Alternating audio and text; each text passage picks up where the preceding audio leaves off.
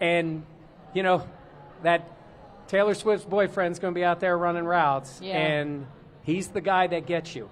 And we've seen it. He's having a great year. But if you got Taryn out there and Bernard, you got a shot against him. They didn't have that in the playoff game. I also don't think Taylor's going to be at the game. I know she's having her concerts Friday and Saturday in Toronto. I know some very people upset. She was at the game in Buffalo. She hasn't been to a road game yet this year. She said, Dan, I don't think I can make it. She just texted. Oh, I thought you missed a golden opportunity. Dan, she just texted me. She says you're wrong. Oh, yeah. That would have been she said that before, You missed a golden opportunity there. Oh, damn it. man. Can we run that again? And from the top, and action.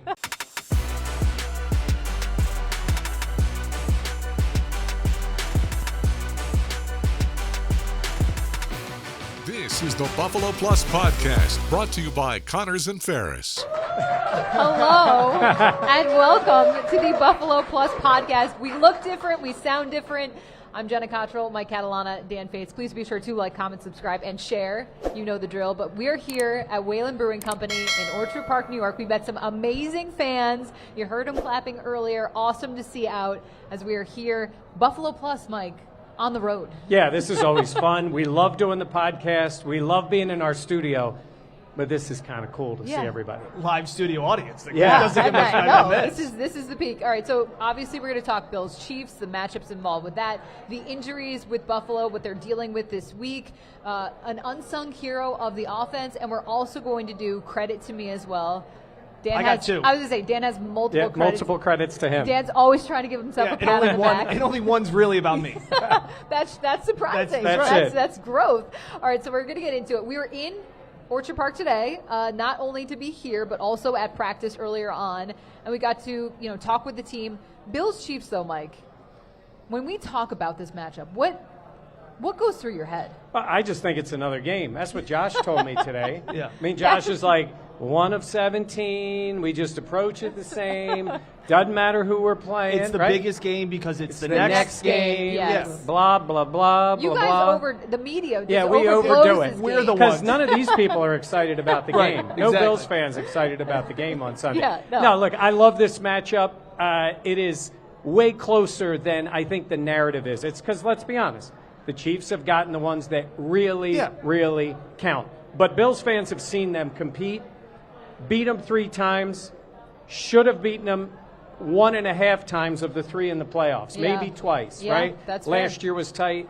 I think these teams are super even. They're going to play Sunday, and they're going to play again in the playoffs. I think that's what's tough maybe to compartmentalize about this matchup. Because Mahomes has the Super Bowl titles, because Reed and the Chiefs have the 2-time defending Super Bowl champs, it makes you think that this is some lopsided rivalry. I know, and it's anything but. Again, Sean McDermott, we talked about it here with some of the people that were before the podcast went live. Like, Sean's 4-4 against Andy Reid. Like, it's not like, oh, you can't beat your mentor, all these things. That's not the case. It's not like Josh can't beat Mahomes. Like, he's lost games where he's outplayed Mahomes. So I think that's tough part of the narrative is being able to understand that this isn't some lopsided little brother, big brother. They're 2 great teams over the last 7 years that have thrown massive haymakers in this rivalry. Yeah, and I think it was when we were at practice today, I loved kind of how Spencer Brown set it up. He's like, yeah, guys, this is a big game, all this stuff. But he also talked about how it's we'll likely see them again in the playoffs. So, like, this is the intro, and then the outro, Dan, is in the playoffs. Yeah, he was asked if he thinks that this is a measuring stick game, which is something we love to talk about in the media. Where do you guys think you stack up? But it is kind of disrespectful in the sense to ask the Bills if this is a measuring. I understand they're the defending 2-time Super Bowl champs, but this isn't like a young upcoming team to see where you stack up against Patrick Mahomes and the Big Bad Chiefs. Like, this is more than anything else. It's implications on seeding and possibly home field advantage in the playoffs. And that's also, what this comes down to. Yes, and also the Chiefs are undefeated, and they've won 15 in a row. Yeah, is that and good? They absolutely are going for 17-0. Like, some teams would shy away from that. Look, you've already won the Super Bowl. You're going for a 3-peat in the Super Bowl is what you're going for. They are trying to do this. Yeah. So while it's 1 of 17, start with this. It doesn't put 1 point on the board to win or lose this game to the Chiefs when the playoffs come around. But it would sure be sweet for the Bills to be the ones to knock them off now, stay in contention for that 1 seed. Yeah. You're right, Dan. It's not measuring stick. The not. Bills are right there with them. Everybody knows that. The Chiefs know that. Yeah. The difference is, as we all have become accustomed to seeing, when it's tight, it's not just against the Bills. It's against the Bengals. It's against the Eagles. It's against the 49ers. Yep. They find a way. The difference is, can the Bills be the one, when it matters in January, to find a way? You know, obviously Bills fans are rooting for this, but I think a lot of people across the country are like, we are done with the Chiefs being undefeated. I don't want to hear about 15 straight wins. I don't want to hear about 9-0. I'm over it. Or we're following the game when Mike and I were in Indy, and you're kind of following along. Against the Chiefs against the Broncos? Correct, Yes. the last week's game, sorry. And you're like, the Broncos are going to knock off the Chiefs. They're driving. They're calling these timeouts. And there was this sense of, oh, they're going to lose. And then when they didn't, to me it was like, okay, like, again, once this was another case of the Chiefs finding a way to win. That is what they've done. Yes. It's the same reason I've credited the Bills this year by saying that they've been Chiefsy. They have found Yes. ways, and before that it was Patriot. It was very Patriot of them, the way Brady and New England would find ways to win. But there was some Bills fans seeing on social media, they were like, we'll be the one that hands them their first line. Like, I kind of love that arrogance. I kind of like that I arrogance. do. Yeah. I You enjoy like it. arrogance? Yeah, how about that? So I we're like that cockiness. So we come down the elevator, and I go to my phone, and I'm trying to figure. We're waiting for that last play, and I'm waiting to see Broncos kick the field goal. I click, the picture pops up, and it's Mahomes running down the field Yeah. celebrating. I And know. I'm like, have we not seen I enough of know. this? It's Was the just- case. But, hey, let's see. The Bills have only played them once in the regular season, this group. And none of the fans got a chance to see that. That was in 2020. In Orchard Park, yeah. Strangest game ever. Mahomes ran all over. Yeah, Mahomes ran. It was kind of a boring game. It was on a Monday. It was a Monday, But yeah. it was supposed to be. It got pushed back. Yeah, all the COVID stuff. Yeah, it was that game. And then obviously the playoff game last year. Every other time it's been in Kansas City. I do think today we were talking about what a special matchup this is. Like Josh Allen and the Bills against Patrick Mahomes and the Chiefs. And sometimes we talk about like, oh, it's all this stuff. But even Sean McDermott was asked about like, if you could just take a step back a little bit and talk about what that means for the Bills quarterback and the haymakers that have been thrown between these two organizations. I do think sometimes we get so wrapped up, we forget that it is the highest caliber players, and Sunday is going to be just another notch in this rivalry. They're the two best quarterbacks in the NFL. That's no disrespect to Burrow or any other quarterback in this league. They're all got a lot of great ones around. But Josh is right there. But we know the difference, right? And I think for Josh, he gets asked about Mahomes a lot. And his answers are always the way he is. It's respectful. He knows the guy is great. Yeah. I think he's tired of saying it. I think he's tired of having to say, I haven't gotten mine yet. I haven't been the one. Yeah. This was Manning and Brady. That's exactly what it feels like. And then all of a sudden, Peyton, and if you remember, that was in the AFC Championship game. They were down like 20. Yep. And they're like, we're done with this BS. Yep. We are going to beat them. And they knocked him off. And I think that's in Josh Allen. Like you said, he's had the wins in the regular season, but the big one will come in January. They're not buddies. Like Well- there are some of those dynamics. And Josh can say we hang out off the field and we golf, during the offseason. Well, wait a minute. He said, we sort of saw each other at the golf Yeah. tournament. Well, that's the thing. And they did the challenge when it was Brady and Rodgers and all of them.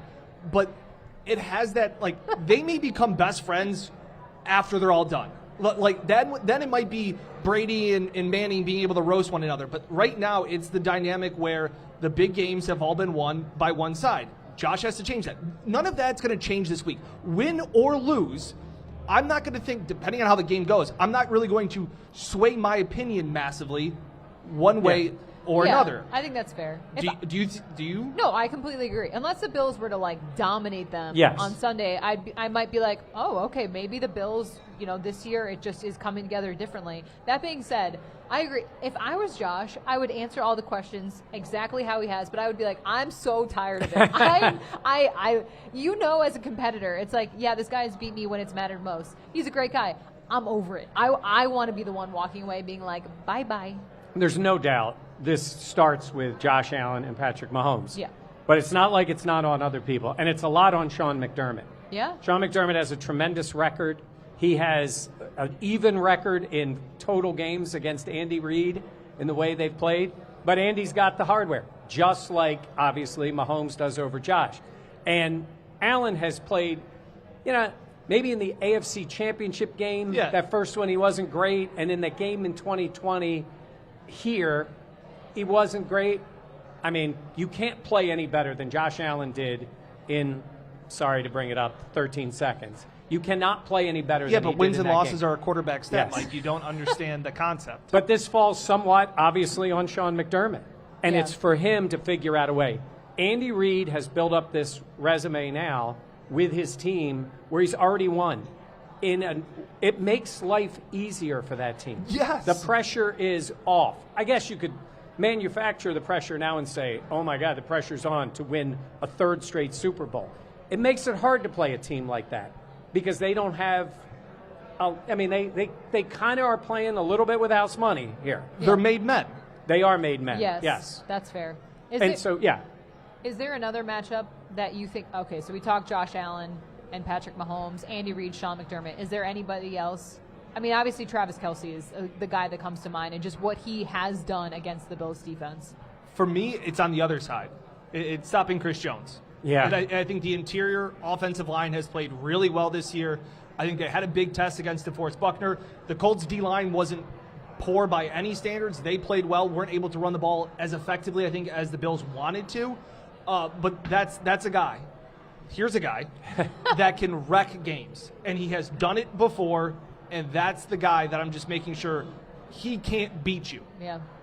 As good as Mahomes is, as good as Kelce is, as well as they play, the best football player right now on that team is Chris Jones. Yeah. Mahomes wins. He wins. He makes those winning plays. Chris Jones at times is unblockable. Yeah. You have to figure out a way, like you said, to not let him wreck your game. Bills have a good offensive line. They know the challenge there. When Josh comes to the line, he's looking for Jones. Yeah. You got to know where the guy is. I think that's a great place to start because Kansas City's run defense has been really good. Yeah. And the Bills will need to put themselves in a good position in this game.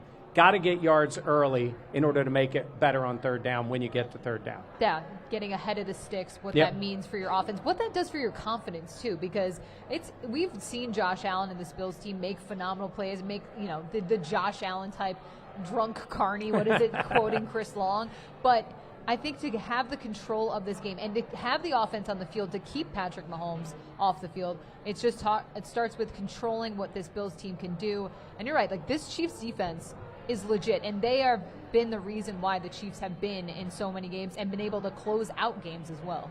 The key to this game, I know maybe we're getting a little bit ahead of ourselves, but we're still talking about like matchups. Josh's legs. What we saw in Indy, where they weren't able to run the ball all that effectively. I think we talked about Ray Davis only had 3 carries. James Cook had 1 or 2 big runs. But when Josh started using his legs, and that was last year's Josh, like when he started doing that, the RPO worked on that final drive, that 14-play, 80-something yard drive. Like, I see this as Josh's. I have 2 clips already filed of Josh hurdling Chiefs. Like, this is what he does. Yeah. Because they're so good in the secondary. Their D-line is so good. Everything kind of not negates itself, but like it evens out. And the difference is Josh's legs. Yeah, and this Chiefs team will play man defense, and that opens it up. When Allen goes back, if they play man and they're good at it, and Josh can get free, there's room for him to run. I still like those plays more than the called runs, but I think it works. The other thing is Spagnuolo will bring pressure from anywhere, but today in the news conference, Josh said a little bit of like, sometimes we want to get in plays. He didn't say to invite the pressure, but it's almost like you believe if you set up a certain way, they'll bring pressure from the outside, and then you got to be ready to take advantage of that. Wouldn't it be great if the Bills executed a screen to a running back? Oh, they can't do it. This is coming from a guy that had James Cook over 15.5 receiving yards and 2 screen passes that went through his hands, would have gone for 60. They refuse to be able to. Now, a Khalil Shakir screen, phenomenal. Yeah. It doesn't matter if there's 9 guys around him. Guy. If there was 9 guys around him, he'll find a way to get around him. James Cook, just one time. I tweeted not too long ago that the last successful Bills screen pass to a running back was to Thurman Thomas. I was going to say Fred Jackson. Yeah, well, we'll give Freddie a couple too. Okay. But they're not good at it. They haven't been good at it. The slip screens to Shakir work Yeah. because he's phenomenal with the ball in his hands. It seems like the blocking setup works. But with the running backs, it's got to start with James catching the ball. And that goes back to what we talked about last year at times when we said they didn't have an identity at certain points last year. That Khalil Shakir screen pass, those quick bubble screens to Kincaid and those guys, He's going to say it. Go ahead. that's their identity. Oh, I thought you were going to say it's an extension of the run, the run game, yeah. No. Dan hated the run game. We have converted him. He is on team run until game. it became. And then he took credit for it. I was gonna say until it became good, and he's like, you know what, the run game. I wanted a run game that worked. Yeah, Like, exactly. yeah. You can't pick and No choose. something, Dan. Sherlock. Yeah, we know, right? You don't run.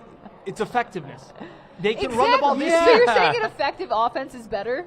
That's brave of you. Hey, do you know Joe Flacco can't be as mobile as Anthony Richardson? That's a deep cut.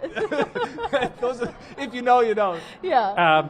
Yeah, But yes. I just distract the issue and then I get back to my Yeah. point. So we So have those MVS. mugs. Dan is right, Dan is wrong. That mug was turned to Dan is wrong, and he's somewhat forgotten about that. He's come over to the right side on this. The run game, the slip screens, all those things are where the ball comes out of Josh's hands quickly, and it gets the offense moving if they're effective. And that's why it really, honestly, doesn't matter if it's a handoff or a pitch or a screen, as long as the ball is out there and you got the blockers in front. And then it sets up Allen. Now, he doesn't have Keon this week. We saw Amari Cooper at practice again today. I mean, he's got – I will tell you guys this. It's an inside scoop here. Amari's wearing a cast on his left hand. He could hold a ping pong ball in that hand. Yes. So I don't know if that makes you feel any better with the cast on because he was playing a little table tennis in the locker room. But – he's wearing it, and we'll see. He's limited at practice, but we'll see if he's ready to go. Yeah, so Keon, like we talked about, has already been ruled out. Yep. Amari Cooper was listed as Limited. today at practice. Along with Spencer Brown. Spencer Brown and Dalton Kincaid both did not practice. Yeah. Yes. That is something that you talked to Spencer Brown today about being hopeful to play. That's what Sean McDermott said. That's great. I think what was his answer? It was great. Sean was asked, is there hope that Spencer will play? And he said yes. Spencer did try and go back in for a brief time at the end of the Colts game. And he's like, yeah, we're hopeful. So a reporter asked Spencer today, Sean said he's hopeful that you're going to play on Sunday. And he goes, the reporter said, are you? And he's like, yeah, I am. Yeah, like we are in the same boat there. I am hopeful. I'm hopeful. Yeah. He said he's had this ankle injury before. He knew exactly what it was. He knew exactly how it felt. They taped it up, tried to go back out there. At that point in the game, it didn't really need him to go back out there, so he didn't. It's a matter now of getting the swelling down, he said. But he did kind of seem to have an understanding of what it takes. Ryan Vandermark here's a guy that had the nice block that helped spring Khalil Shakir on the 30-yard screenplay. That was to Vandermark. So they're confident to an extent. Again, you love depth until you have to use it. But my guess, gun to my head right now as we record this on Wednesday, I think Spencer plays. I'm not sure about Amari. Yeah. Amari, the fact that Keon's already out, Amari, And Kincaid. McDermott did say that he is improving, but obviously he has missed the last couple of games. Yeah. And then Dalton Kincaid also not practicing early in the week. That to me, I mean, what does that say about where this offense can really go? Because they are so hamstrung, no pun intended, by those injuries. Just throw it to Mack Hollins. Yeah, Mack that's was true. the man last week. Stud. Josh He was Allen great. called him the unsung hero of the offense. The guy delivers for this team. He is not a top 3 wide receiver. Shouldn't be. But he played like one. Yeah. He does whatever this team needs. He blocks. He will run the route. You know, a lot of times we're talking about when you're tagged on a play, when it's basically your play. And the player knows this isn't coming to me. Correct. In a case. None of that changes with Mack. No. The guy plays. He is a great athlete, and he made plays. Now, it's hard to – there's a reason why that's not really his normal role on the team. Yeah. But what do you want out of a player like that? We need you. Step up. Dawson Knox did last week. Now, Dawson plays all the time. Yeah. Tremendous catch. They needed something. And we've talked about it on this channel, and a lot of times people push back on it a little bit. Now, Kincaid got nicked up in the game. It's happened to him a couple times.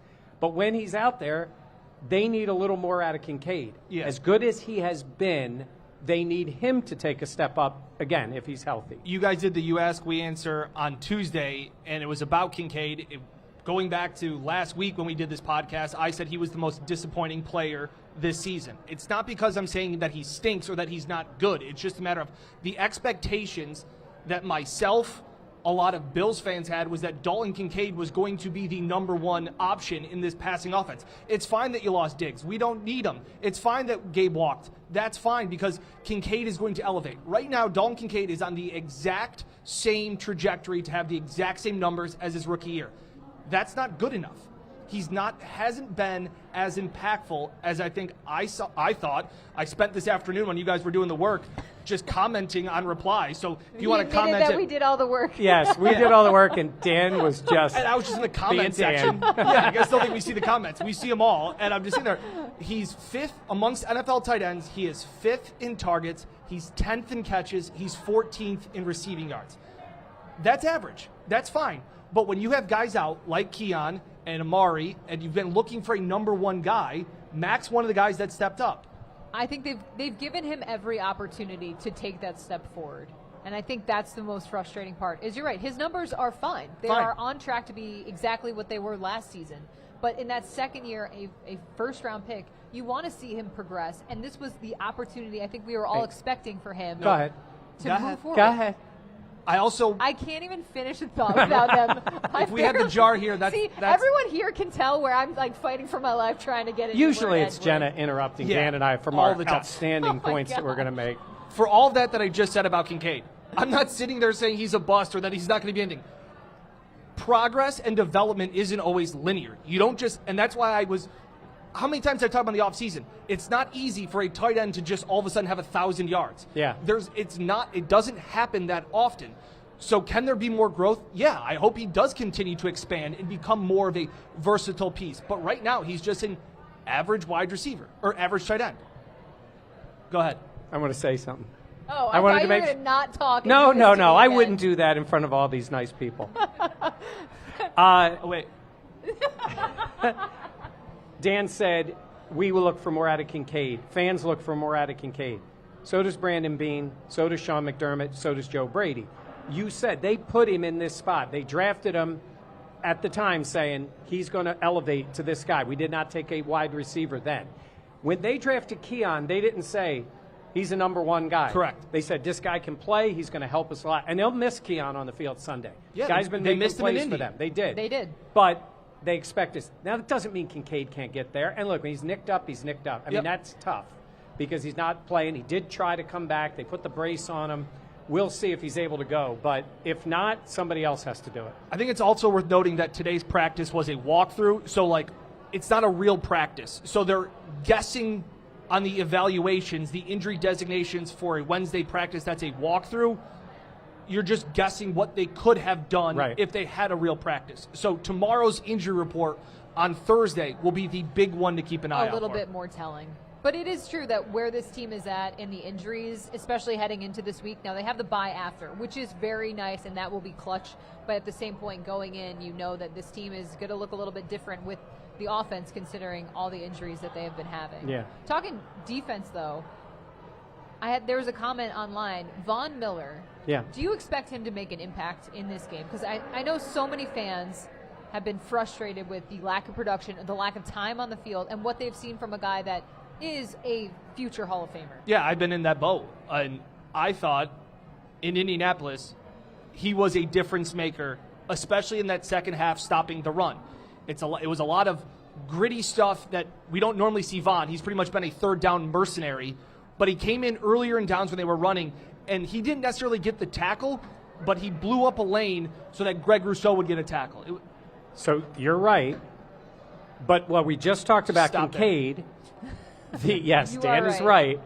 He's it happens. Clip that. The end. Where we talk about Dalton Kincaid, expectations get higher and higher. I did say Dalton. Okay. Dalton Kincaid. And obviously Josh Allen, Khalil Shakir, all these. We are judging Von Miller on a much lower bar now. Yes. It's like last year it was like, yes, could he do anything? And he said he wasn't healthy, coming back. Yes. And then this year he showed some flashes. He got suspended. Yes. And now he's come back. Now, If he's doing that and he's helping them, he is a rotational player now.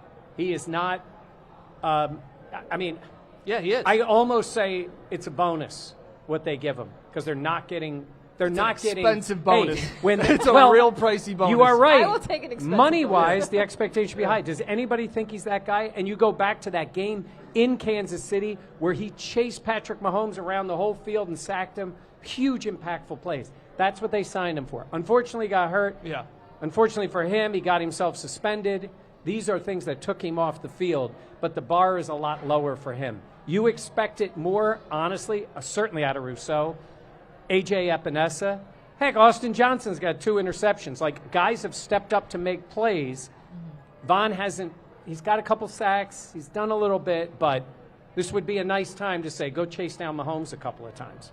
I think what we've seen and what we've expected, the bar has been lowered so much. But you're right. He is still a player, and especially that suspension, he did get a little time to get healthy. He did talk about that. I want to see those results of what he has talked about show up on the field. Why did you give me that look? No, I'm just waiting for what your mind is coming up with. Well, I was going to say, the time off, everybody, Rasul Douglas laughed that it takes Von 24 hours to get ready for a game. It almost feels like that 4 weeks off kind of cooled him off and set him back. Like, it almost looks like he's shaking off rust again because he came out and had 3 sacks in those first 4 games and was impactful, and he hasn't really been noticed. It's not like he has picked up right where he's left off. It's been the opposite. Yep. That's fair. All right, a viewer question. Has anyone on the Buffalo Plus team adopted Mack Hollins' free the feet philosophy? Nope. Yeah. Yeah, my kids. Yes. Yeah. My grandkids, too. Because it's way too hard to put shoes on a 1-year-old. Yeah. We should explain the elevator from Mack Hollins, his philosophy on that. Yeah, Mack, I did a story. I sat down with Mack at training camp, learned that he doesn't use utensils, thinks small cats steal your soul, a whole bunch of he hasn't eaten a vegetable in 3 years. Like, he is just an interesting cat. No pun intended. Right. Apparently, something came out about elevators, and Matt Beauvais of WKBW asked Mack today, like, what's up with the elevators? And he said this has kind of gotten blown out of proportion. He's done this since his college time. He doesn't use an elevator on game days or when they're on away trips because he doesn't want – he's not going to – hang on, let me get the tweet. He said – This is good podcasting. Yeah, it's great podcasting. Yeah. Especially for a live audience. Thank you all for being here. The Bills wide receiver doesn't take elevators on game days or away trips because, quote, nobody is going to carry me to success. So when the team goes up the elevator, there's somebody there at the hotels that says, and the stairs are right over there, Mr. Hollins. Do you think that they put him on, like, the 28th floor? They're like, all right, Mac, get out there. He said he's not afraid of elevators. It's not a fear or anything like No, that. He is just, quote, such a savage guy. I would say this. His words. Mack is, I'll say, because sometimes people are like, is it a bit? Is he doing? No. I would say it's 97% him, and a little bit he has some fun with some of the stuff. But he's full on with the no shoes. A night like tonight, it's still warm enough. Yeah. He'd be walking around. Now, come on. Max, if he's coming in this restaurant, he's wearing shoes. He's not violating the health codes. Yes, but I think most places He also said airports and hospitals. Yes. I don't know if he would wear shoes in here. I'm not trying to be funny. Well, they might tell him to wear shoes. Well, if they told him to wear shoes, maybe. Yes, then he might have to wear shoes. The other shoes. thing, he said airports and hospitals. He didn't say. Well, but he did say he would use utensils if he went out to, like, eat. We know that he ate lasagna with his hands. Okay, I was told that in confidence. Yeah. No, I'm it's kidding. also when Joe Brady goes to the bathroom. Apparently those things are come out in the Buffalo Plus Well, now podcast. if they didn't hear, they're going to go, what are you talking about? Very quick story in case you didn't hear from Sunday. So the game, Bills have the ball. They're driving down the field. I think they kicked a field goal. No, that was the long drive that led the touchdown late in the fourth quarter. They get the touchdown. So, I've been around a couple years. I had to run to the bathroom. So I go, and as I'm coming out, who's walking in? Joe Brady. And I'm like, hey, coach. He's running the bathroom because their booth was right there. And I'm kind of laughing because I'm thinking, well, the guy's got to pick his spots. And Taylor Rapp has an interception. Intercepted a pass like 30 seconds later. I wanted to go yell in the room, hurry up, coach, you got the ball again. But there he was. So, yes. One last thing on Mack Hollins. I think, although he hasn't been a part of winning teams recently, in Miami and some of these other places, he was a rookie, and he kind of was asked today about, do you enjoy these stats? In his last 2 games, when they've had injuries to the wide receiver room, he's got 9 targets, he has 9 catches. And he was asked today about, do you relish that individual success? And he kind of said, no, he doesn't sign to a place because he thought there was more opportunities. He didn't come here because Gabe Davis and Stephon Diggs were gone and he thought there was an opportunity. He came here because of vibes and culture and he thought he could win a Super Bowl. He won a Super Bowl as a rookie on the Eagles, and that team didn't have, he said, a single 1,000-yard wide receiver or a 1,000-yard rusher, and they won the Super Bowl. And that's what he talked about today was, I don't care about stats. He said, I play this game to win Super Bowls. This is a team game. In 30 years from now, I don't know. I don't really care. I just want to have Super Bowls and good memories with my teammates. Yeah. That kind of stuff. He's also the one that said he took Chris Long's advice from that Super Bowl run where he said the play don't care who makes it. Yep. Like that. And again, the everybody eat philosophy has been great. When it doesn't work, it looks kind of silly. Yeah. But there's a point when a slogan becomes more than that. And it's a philosophy that they really believe is a successful way to do it. And I think guys like Mack help bring that culture in, even for a guy that's a special teamer, normally 5th wide receiver. I think that goes to show the mindset this team had when they were building the roster. Bean was in the offseason of like, we're going to take guys that want to contribute, that have skills that we think we can elevate them if they're in our system. And Mack Hollins is the perfect example of that. And I also think he adds that element of toughness that McDermott and Bean have been looking for years. Mack plays a role and plays it well. He is giving this team what Gabe Davis did statistically for much less money with much better all-around play. Yep. This guy should be back next year. They should sign him back again. I don't care who else is there. And the everybody eats thing does work. They got to get Cooper on the field. When Cooper's out there, and it may not be until after the bye, we've talked about it. All these guys elevate. Everybody elevates. But Mack Hollins would be on my team. When they signed him, I thought, he's a special teamer. He's that guy. He's way more than that. Everybody eats. Mack just does it without a knife and fork, but everybody eats. Should we talk about who's been eating the most with Khalil Shakir? Yeah. And Jenna picked Khalil Shakir to be the going number 1 into the receiver. season. MVS is killing it in the Saints. He just is. Yeah. He's so good. Dan tries to find. Good he's on another team. So you guys Bills know just didn't use him right. we predicted at the beginning of the year who would have the most yards receiving. Jenna went with Shakir. She went chalk, the number 1 guy. We let her take it. The only returning guy that caught a pass. Yeah. So he was that was minus fine. 400 on the odds. Yeah. And then I went with shoot. Curtis Samuel. Yeah. At least he's on the Hey, team. he caught a few the other at day. least he's on the team. Dan took MVS, who got cut and then had a tremendous game for the Saints. And Dan is trying to take credit for his yards with the Saints. Yes. We're not allowing that. No, we are not. I get Saints or I get Cooper. It's whatever. That's not how that works. Yeah. Going back to this game Sunday, we got a little derailed, but if you watched Buffalo Plus, I'm sure you are This is all status already know that. How important, Mike, is a fast start for this game, and what does that mean for this team? I think it's important. I think it's a little overstated with the team. Because I look at that Seattle game, they got a quick score, and then before you know it, they should have been down in that game. Mm-hmm. You remember what Seattle did twice, and the Bills held on. They got off to as quick a start. Well, they didn't do anything on offense Sunday, and then pick 6, Terrence in the end zone, quick start, but the offense was struggling, and they were behind again, and it went back and forth. So even though it feels good, you're sitting at home, they're up 7-0, they're doing this, I think it's important. Look, you'd want them to be great the whole game, and I think against Kansas City, we always talk about, yes, it's always nice to have the lead against them. I'd much rather have a team that plays better in the second half than jumps out the leads and holds on for dear life. Yes. So I will say it's better, but I think when you can more win points early is better. Yeah, I'm saying teams can play a fast start and have a good second half. Yes, it's tough to go Anthony all Richardson's 60. faster than Joe Flacco. Yes.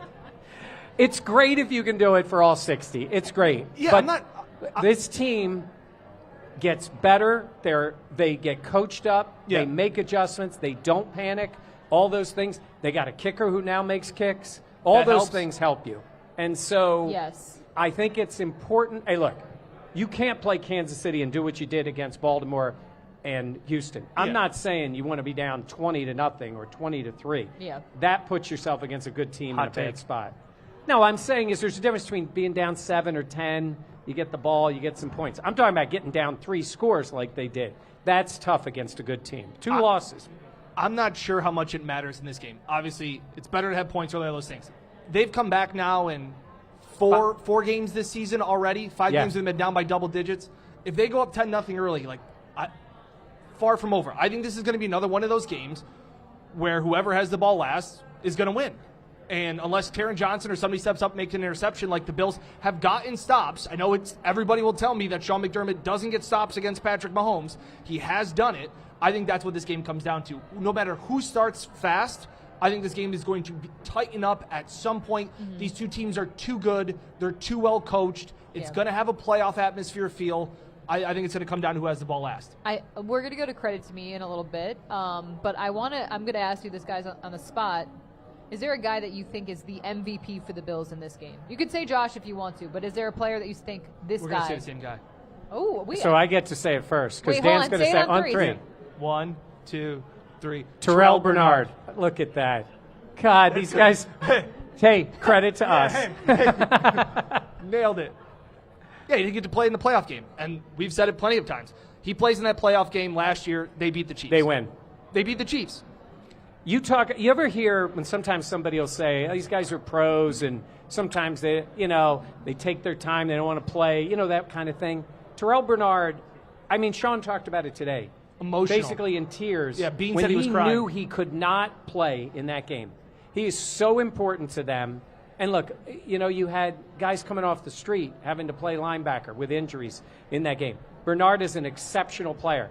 I think we both, all 3 of us would agree, it's Josh 1 on this team, and I think the second best player right now is Terrell Bernard. You can make a case for Taron. You can? Yes. That's really the only other guy that I'm like, he is playing on that level. But Bernard is so important to them at what he does, plus, what they have behind him. It's a struggle. He's the guy. Mm-hmm. And, that Taylor Swift's boyfriend's going to be out there running routes, and he's the guy that gets you. And we've seen it. He's having a great year. But if you got Taron out there and Bernard, you got a shot against him. They didn't have that in the playoff game. I also don't think Taylor's going to be at the game. I know she's having her concerts Friday and Saturday in Toronto. I know some very people upset. She was at the game in Buffalo. She hasn't been to a road game yet this year. She said, Dan, I don't think I can make it. She just texted. Oh, I thought you missed a golden opportunity. Dan, she just texted me. She says you're wrong. Oh, yeah. That would have been Well, she said that before, You missed a golden opportunity there. Oh, damn man. it. Can we run that again? And from the top, and action. Speaking of linebacker, though, we learned this week that Matt Milano, his practice window has been opened by the Bills. We know what he means to the team. We know that this was the second season that he's missed significant time with an injury. Sean McDermott today talked about how encouraging that is, not just for Milano, but just the boost that adds for the entire roster and just what this means now to Milano. A lot of times when we ask Sean McDermott about a certain player, he generalizes the entire position or at times the entire side of the football. If you say, hey, this wide receiver is playing really good, all of the wide receivers are really working hard. He will literally say that about all of the quarterbacks. Yeah, the whole room's working hard. If you say, Sean, how is your wife? He'll say, my wife, like everyone's wife, is whatever. He doesn't like to single people out. Minute and a half answer on Milano. Yep. About the resiliency, the journey he's been on for the last 2 years, overcoming the injuries, all those things. Like, I thought he was going to get choked up talking about it because he goes, I don't even know what he's been through. And he goes, and I'm pretty close to the guy. Yeah. Because you have the mental hurdles, you have the physical hurdles, you have the emotion of getting back at training camp. We're all so excited, and then to get injured in the preseason, all of that stuff. And he's been around the team more. That Sean has said, even just that, because it wasn't the fractured leg like he had last year, because of his recovery here with the torn pec, he's been able to be around the team and had more of an impact. Very, very long, eloquent answer by McDermott on Milano. And Jenna knows this. You guys know it. When Milano and Bernard played together, it was phenomenal. Yeah. I mean, they were just taking the ball away left and right. And Dorian Williams is a heck of an athlete and a good player. You can use all 3 of those guys. they didn't make a move for a linebacker, deadline. Brandon Beane knew this was going to be happening. It was just a matter of when it was going to happen. Like we said, he's not playing Sunday. That's already been the case. He will get out there on the field with his teammates. Then they get the bye week. I think he's coming back after the bye. That would seem to be the case for him. Against and by the way, if you hear there's a quote or anything, Josh Allen was asked today about Micah Hyde.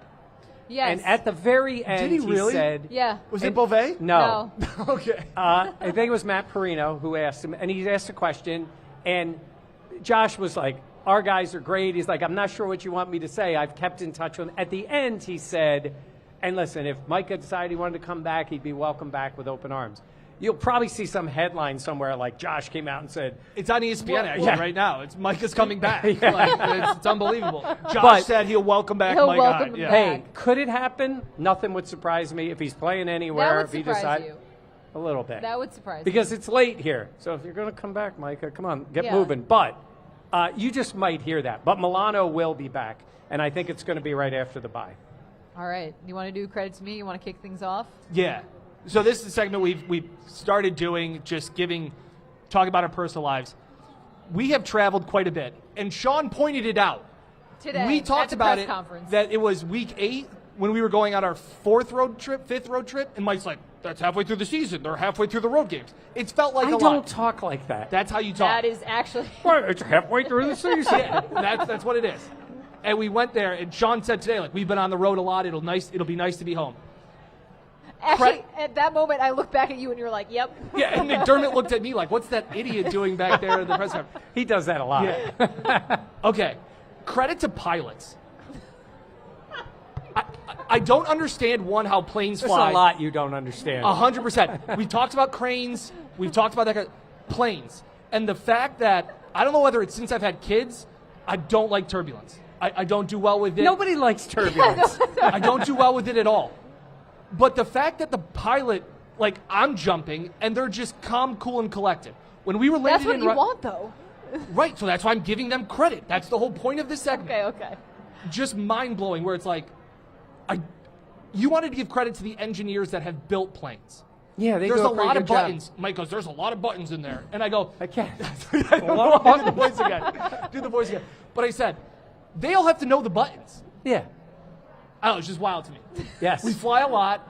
I don't like it when the pilot gets on and is like, hey, it's going to be a little bumpy coming in. And I already am like uneasy. I'm not good. I'm sure there are a lot of viewers that like, comment, subscribe. They also don't like turbulence. Yeah, everyone.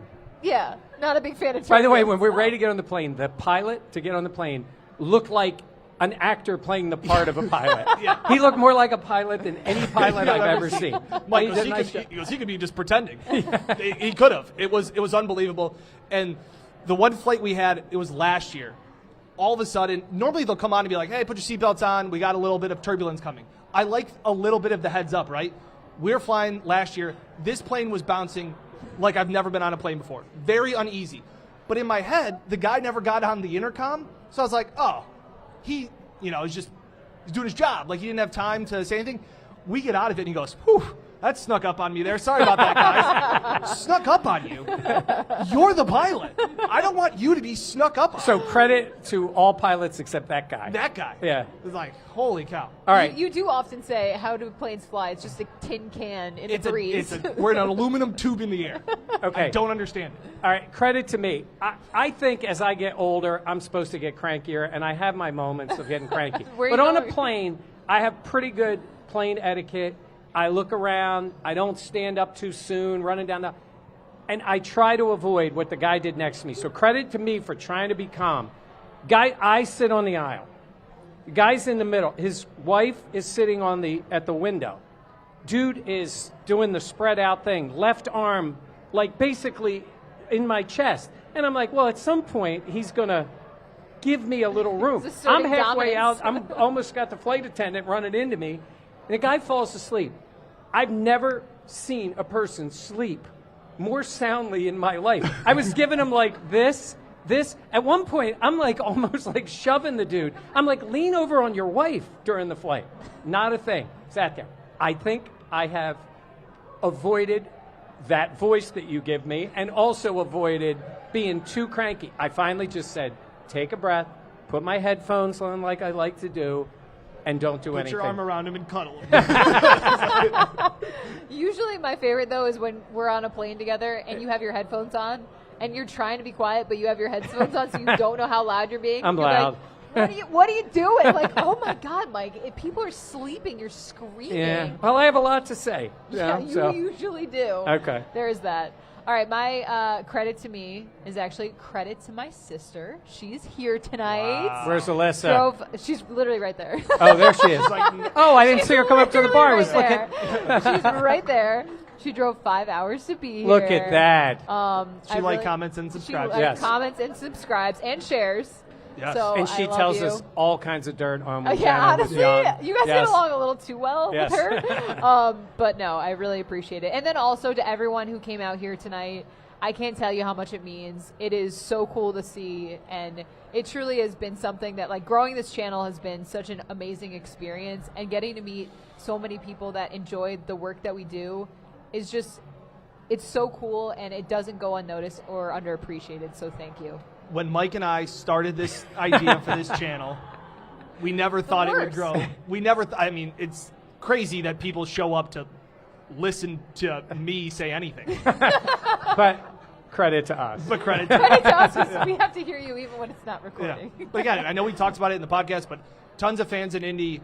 We've been to Kansas City before, and fans everywhere we've gone. I mean, we just walk outside a hotel and somebody goes, "Hey, Buffalo Plus, love you guys." Like, that's mind-blowing to Yeah. me. By the way, the one quick thing is when we were in Indy, we had talked about Elmo's. I introduced Dan. They love St. Elmo's. But it's kind of funny to me because Jenna is elite at picking restaurants, and Dan's the one giving restaurant advice on the channel. I know.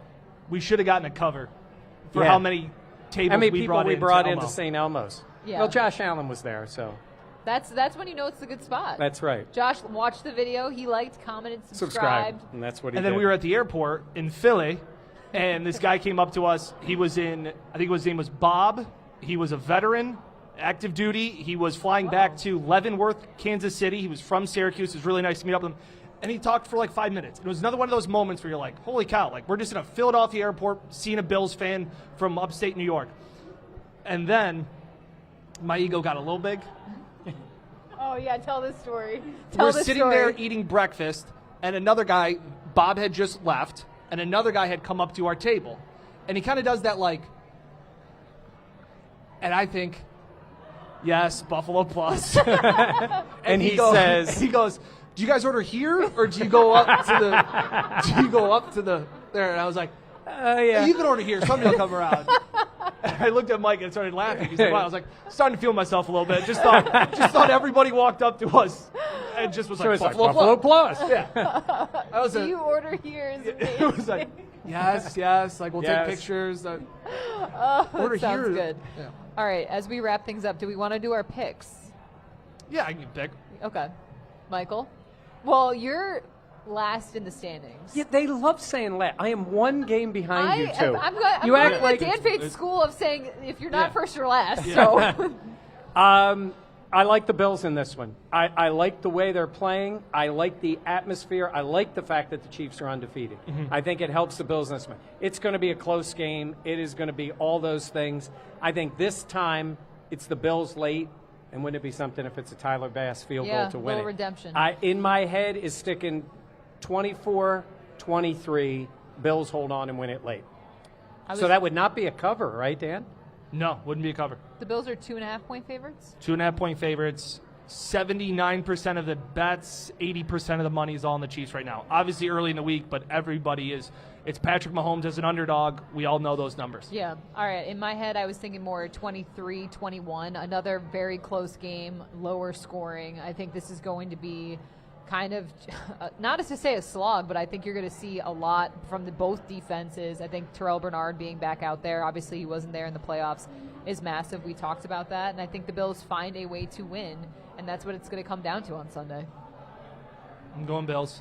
I think it's going to be a defensive game. Yeah. I think that because if these guys play again in the playoffs, I think they could be healthier. But right now, with the state of the Bills' offense, the Chiefs also can't run the ball right now. They just opened Pacheco's window, but he's not expected to play. I really like both defenses in this one. 20-17 low-scoring game in Buffalo. I think we're all in about the same place. And keep that in mind, what Dan's just saying there. Pacheco will be back. I don't know if any of their other receivers won't come be back. Will be back when they play again. That's what I'm saying. Okay, yeah. Milano would be playing again, and likely other players in and out. That's what ends up happening in this game. You got to get a little lucky, too, to have your players on the field. And honestly, I think the biggest player, if I could get one of these three players to play, real quick to you guys, if you could have Keon, Cooper, or Kincaid that you said you got to play, who would you pick? Jenna. Cooper. I just think what he adds. I'm going to say Keon. I'm going with Keon. I think Keon will make and a I few would not plays have said that through 5 weeks of the season. Now, I would give not have said Cooper that. a few weeks. Yep. Because he came over, then he got hurt. I mean, he looked good in the first game, and then he got hurt right away. Who he is right now, I would say Keon. He's going to make some in a game like this. He's going to make some plays for him. Yep. I just think I would want someone a little bit more understanding of playing in a game like this. That's fair. I would be a little bit nervous about his nerves going into a matchup like this. We'll see. That's true. I never would have thought I would have said Keon a Yeah. month into the season. Kid's been tough. He has been. All right, Confidence is a hell of a drug. Yeah. We got that in there. The Micah Hyde line. Hyde. All right. We're going to wrap up here. Again, want to say thank you to everyone who came out. We really appreciate it. Thank you. Listen, what a crowd. We want to say thank you to Wayland Brewing Company. Amazing spot. Yeah, this place if you're is cool. in this area, check it out. The food is banging. It's gorgeous. And you know I love food, so yeah, it's And the very outside. nice.